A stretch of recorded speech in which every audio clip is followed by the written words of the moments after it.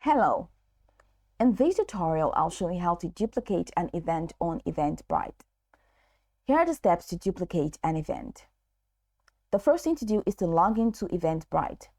Visit Eventbrite at eventbrite.com and log in with your account credentials. On the home page, once logged in, click on the profile icon in the top right corner, which is identified with your account's email address. It should provide a drop-down menu, which we have in here. In the drop-down menu, select Manage My Event. And that's going to walk you into a new window. In the new window, you'll see a left-hand navigation menu with various options.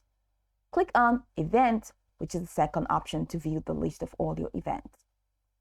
I have not created an event on Eventbrite yet, so for me, there's literally nothing to show. But if you've created your event, you're going to see a couple of options, all your events organized here. Now, locate the event you wish to duplicate and click on the event title to open its event management page. Once you're on your event management page, look for a menu labeled More or Actions. This label might vary depending on your recent update. Click on More or Actions to view additional options for managing your event.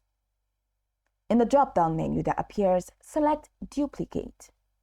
This action will create a copy of your event with all the original details, including event information, ticket types, and settings. You'll be taken to the event editing page for the duplicated event.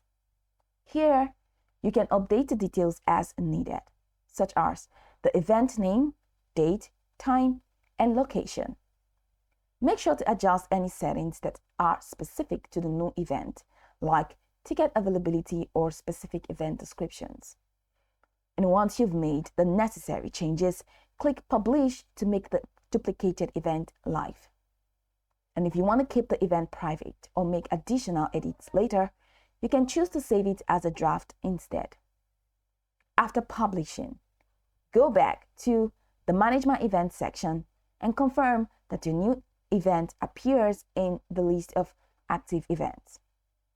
Your event has now been successfully duplicated and is ready for attendees to view and register.